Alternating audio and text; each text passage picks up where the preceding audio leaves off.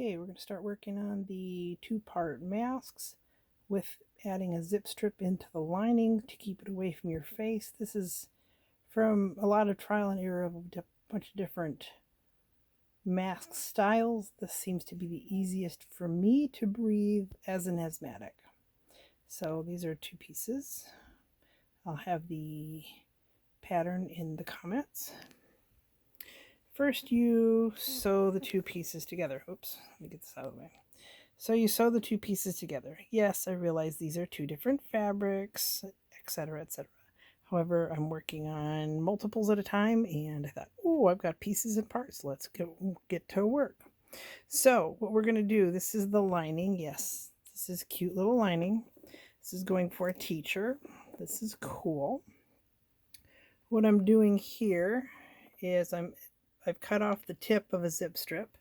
The zip strip normally has a really pointy bit on there, but I wanted a little more of a rounded edge so it doesn't have the greater ability to come out and into the person's eyeballs type of thing.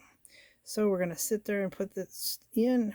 I'm going to start about a seam allowance in plus maybe a couple extra millimeters. It doesn't really hurt, millimeters. You get out a tape measure. If you don't know the difference between centimeters, millimeters, and inches, a tape measure, flip it on one side to the other, you can figure it out because you're awesome and you can do this.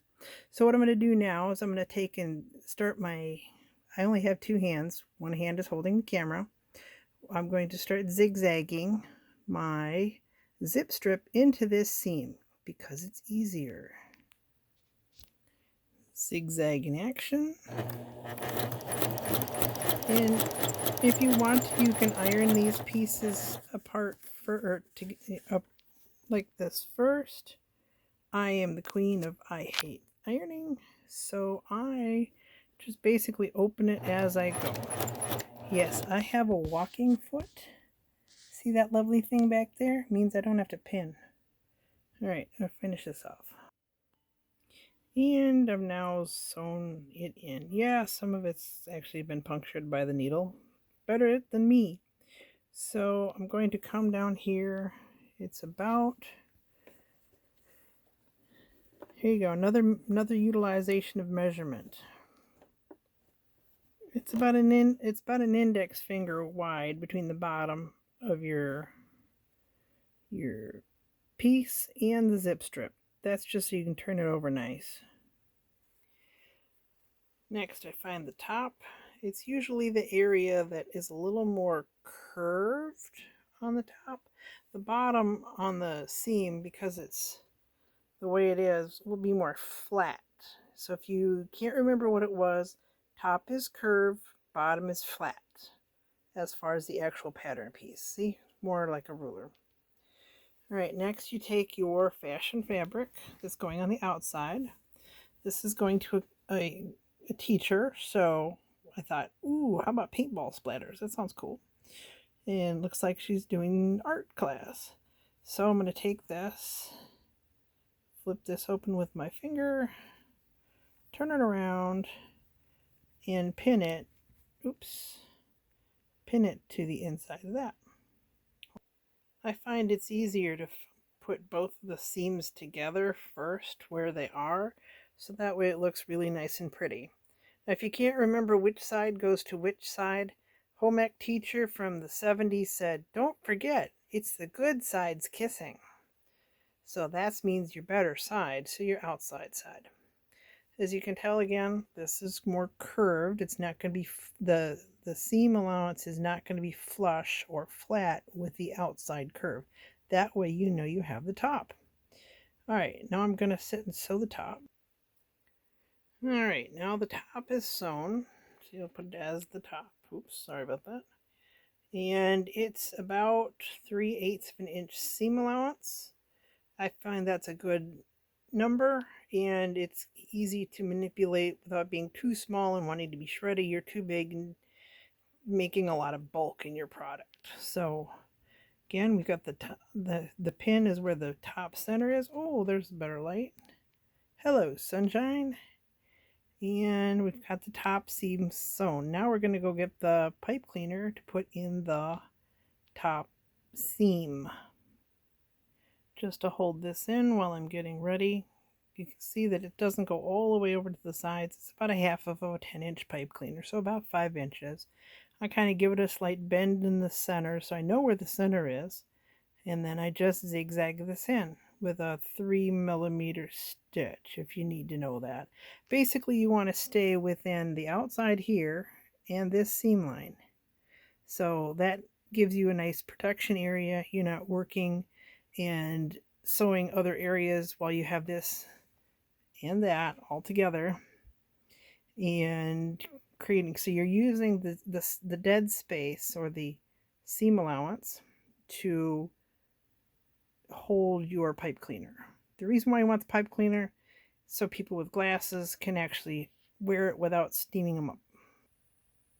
Quick action shot. See, I'm sewing in between that line there and the outside.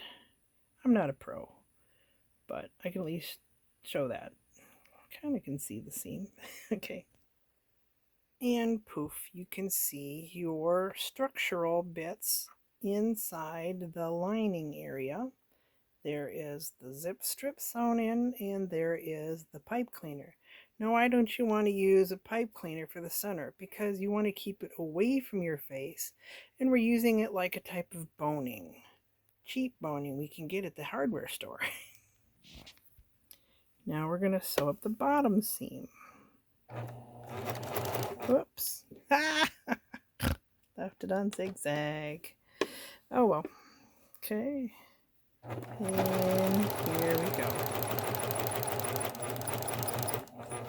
Is this a perfect seam? No. And if it's really bad, I'll just go take it out and start over again. Okay, here's the inside lining, outside, fashion fabric.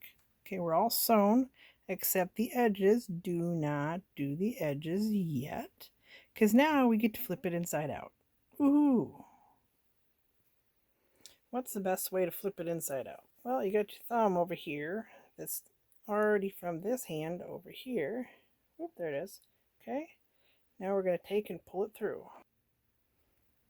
You pull it through, and still we have our openings. Okay. Now we've got the fashion fabric on the outside, and the kitties on with the actual picture on the inside for our lining. So now we're going to take the top. That would be the area that has the pipe cleaner in it, and we're going to do a small seam up there.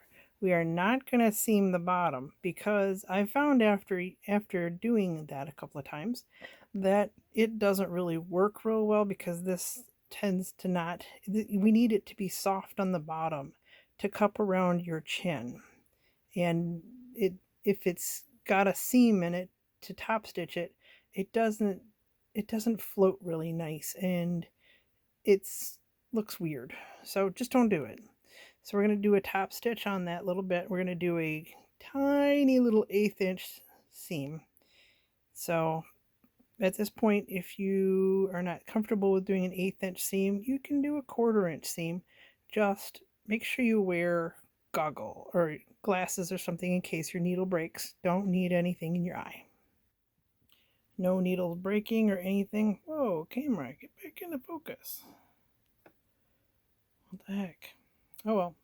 So you can barely see. Why is it not focusing? Yeah, it's alright. You can see that that's the top line. I did not sew all the way to the ends. I need a little bit to flip up. I did not sew all the way to the end there either, because I need to flip this end over. Next we get our elastic or twill tape or whatever you prefer. Alright, next we're going to take and fold over the ends, and we're going to start attaching the elastic. Now, how far in do you attach the elastic? This is a 10-inch elastic, 1/4 inch, and I want to put it in about that far. So how far is that? Here's a 0 gauge. Whoa, that's too bright. Let's see if we can darken that a little bit. Still having trouble with the... Dang it. There we go. There we go. So if you're looking at your sewing machine or your gauge that you might have on your sewing machine, mine is a German machine, so it has millimeters on, or centimeters on the top and inches on the bottom on a guide on my bobbin case. So what you need is to be about a half an inch in. It's just a nice number. You can go a whole inch, but then you're starting to take away from your what's going to cover around your ear. So hold on. And there we go, all pinned in. All right, now here comes the tricky bit. All right, we're going to take and pleat this area down across that area. Why are we going to do that? Because if we pleat this area, it'll fold around the face a lot better. Sorry about that. And then you can easily have it not have any air escape, or, well, you want air to escape, but you want it to feel comfortable around your face. The more comfortable you make this fitted around your face, or the person you're making this for's faces, when you have it fit well, they're going to want to wear it. Right? That's the whole point of this. Wear it.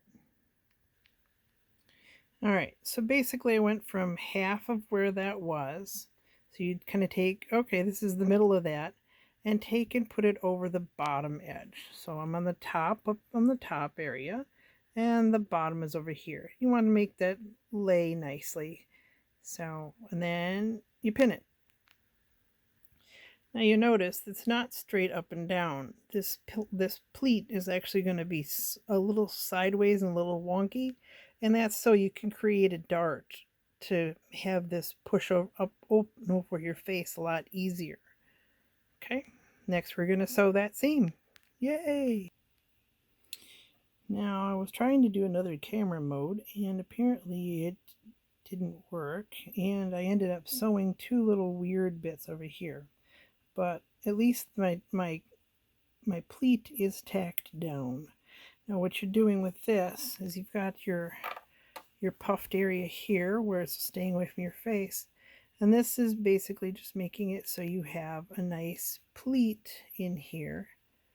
People don't think much about, oh, I'll just have it on and it'll be fine and dandy. Well, you're a 3D person. This is a 2D piece of fabric. We need to make a 2D piece of fabric fit a 3D person.